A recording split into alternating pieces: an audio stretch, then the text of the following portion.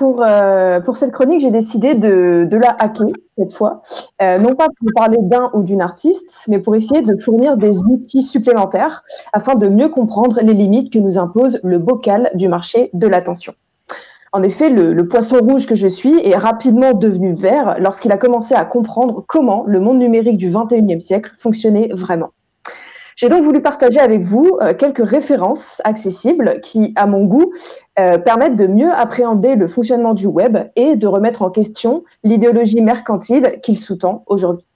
Donc pour la première référence, je vais partir d'une citation de votre ouvrage qui a été citée par un employé de Google. Je cite: «La mémoire du poisson rouge, loin d'être une malédiction, est pour lui une grâce qui transforme la répétition en nouveauté et la petitesse d'une prison en l'infini d'un monde.» Alors, cette citation, elle est tout à fait révélatrice du storytelling et de sa capacité à formater les esprits.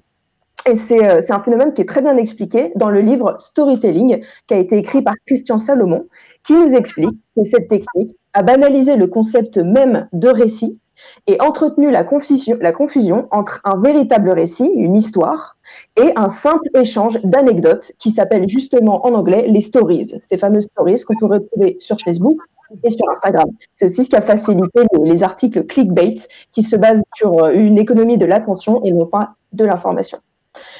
Ma deuxième référence, elle parle du système de récompense qui régit les réseaux sociaux et qui provoque la création de dopamine engendrée par les notifications. On trouve d'ailleurs une émission sur Arte qui porte ce nom-là et qui explique très bien les mécanismes de la dopamine engendrée par les notifications Facebook, Tinder et Instagram.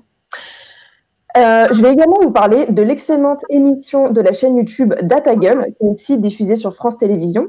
et notamment de l'épisode Réseaux sociaux, flux alliés, qui vulgarise la notion de captologie et de design obscur, mais qui va plus loin, en faisant intervenir Angie Gaudion, qui travaille chez Framasoft, une association d'éducation populaire qui prône un espace numérique émancipateur et donne des clés pour essayer de nous éloigner de ces modèles de réseaux sociaux, en évoquant notamment Mastodonte et Diaspora, qui pourraient remplacer Facebook et Twitter, parce que c'est des logiciels, en fait, c'est des sites qui sont sous licence libre et où il n'y a pas de captation de données. Ma troisième référence, elle est par rapport au phénomène de foule et à la masse des utilisateurs du web. Pour ça, je recommande la chaîne YouTube Fouloscopie du créateur et du chercheur Mehdi Moussaïd, qui travaille justement sur l'intelligence et parfois aussi la bêtise collective. Il fait des vidéos sur le fonctionnement des réseaux sociaux en analysant notamment la structure des liens forts et des liens faibles, aide à comprendre comment se propagent les informations sur Internet et comment l'intelligence de la foule permet d'obtenir des résultats extrêmement précis dans le calcul et peut même rivaliser parfois avec l'intelligence artificielle, comme on l'a vu avec l'émission d'Émile Servan-Schreiber. Ma dernière référence, enfin, par rapport à la compréhension du souci de la censure et de la surveillance des comportements sur Internet.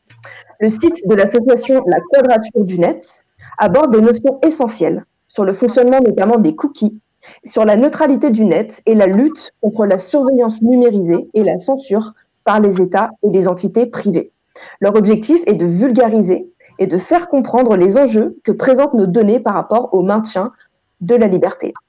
Alors, si je vous ai parlé de tout ça, c'est pour donner un peu sur le même modèle que les 4 ordonnances indiquées à la fin du livre de M. Patineau, qui aiderait à mieux maîtriser et modérer notre utilisation du numérique, donner quelques astuces pour augmenter notre compréhension et notre appréhension de la société numérique. Je terminerai juste sur une petite référence que je rajoute de la chaîne Hygiène Mentale, qui est sur YouTube, et dont la citation d'à propos dit tout. Si on avait un vrai système éducatif dans ce pays, on y donnerait des cours d'autodéfense intellectuelle. C'est une chaîne YouTube qui fait de la zététique et donc qui apprend justement aux enfants, notamment, il est intervenu dans des classes d'école, à forcer et à muscler cet esprit critique face aux images et aux flux d'informations.